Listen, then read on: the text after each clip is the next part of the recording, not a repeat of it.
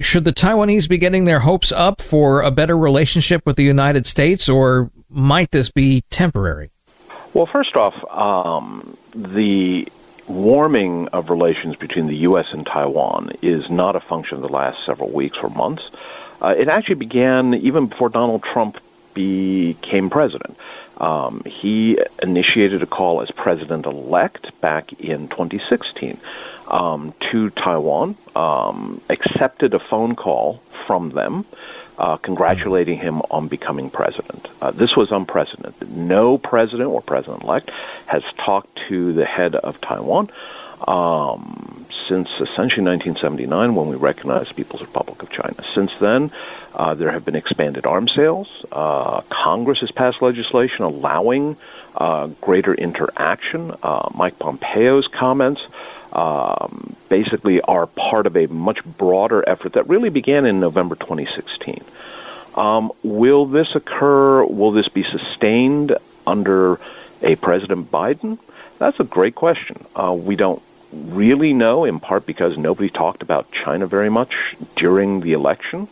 Some news outlets refuse to talk about Vice President Biden, candidate Biden, and his son Hunter Biden and their interactions with China. So we don't really have much insight into what they are planning on doing.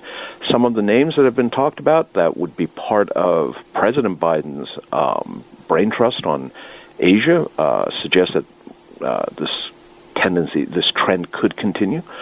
People like Kurt Campbell. But on the other hand, what we do know is President-elect Biden did say during the debates the greatest threat, in his view, to America wasn't China, wasn't North Korea, was climate change. If you really believe that, then you're going to have to work with China to counter climate change. And the Chinese do nothing for free, which means they're going to be demanding a price for any cooperation on climate change. And we know that one of the prices that they would absolutely want to extract is to dilute and reduce U.S. interactions with Taiwan. Let's talk a little bit more about Taiwan, the nation, because I think most people have heard the name Taiwan, but I think very few people out there might know the name Republic of China and Taiwan's history. What is Taiwan like in the year 2021? Why is it different from the People's Republic of China? And what are they like compared to the United States and the American people and the American value system? So in 1949, the Chinese Civil War came to an end. The communist side won and established the People's Republic of China. The losing side, the Republic of China, fled to the island of Taiwan, which is a province of the island itself is part of China, or has been,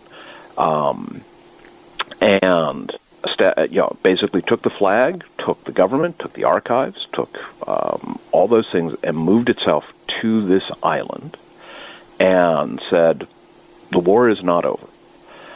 If we fast forward now to 2021, what we have is a situation where you have the People's Republic of China, which is the communist part.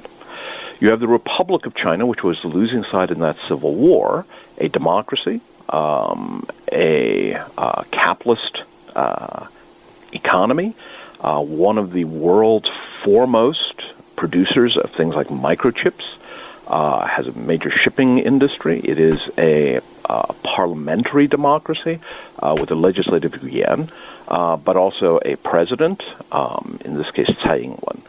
The complexity is that the people who live on Taiwan, almost all of them at this point, were born on Taiwan. The people who fled there from the mainland, simply because it's been 70 years, have largely died off. So the people think of themselves, in many cases, as Taiwanese, not as people belonging to a China that spans both sides of the Taiwan Straits. And that is the problem confronting Beijing, is that over time, Taiwan thinks of many Taiwanese think of themselves less as people of the Republic of China and more as people of the island of Taiwan.